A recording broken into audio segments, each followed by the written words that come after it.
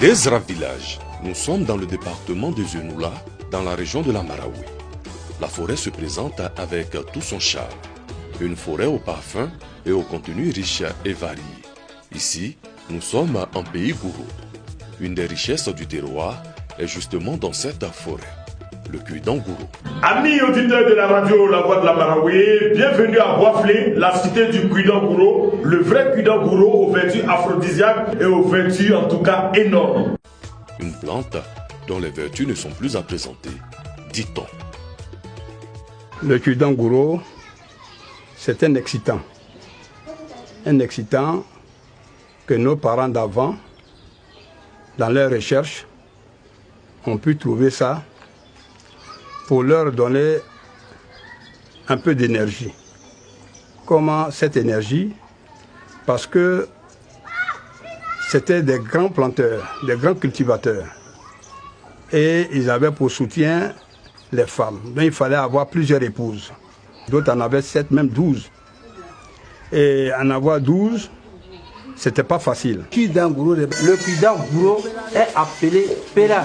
C'est une plante en brousse qu'on utilise quand le garçon n'est pas puissant. Quand il mange la plante et qu'il consomme le liquide, en quelques instants, en tout cas, il devient vraiment un garçon.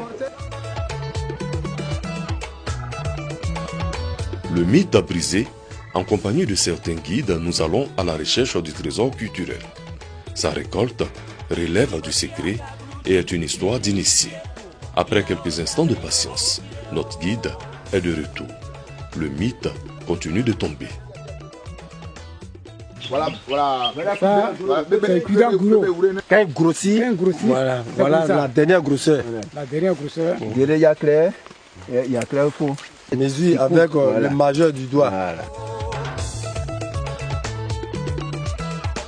Chez le Gouro, le Cuidan du même nom est une affaire des hommes. Mais tout le monde le sait. Seules les femmes peuvent attester de l'efficacité de la tige. Quand je le vois manger, vraiment, ça me chauffe le cœur. Parce que je me dis que cette nuit-là, je ne vais pas avoir la paix dans le lit. Cuidan Gouro, c'est fort. Ça m'a donné 2 jumeaux, une fille, un garçon. Quand on pense à la médecine moderne, nous avons la chance d'avoir un médecin qui est un élu et d'ethnie Gouro. C'est une plante qui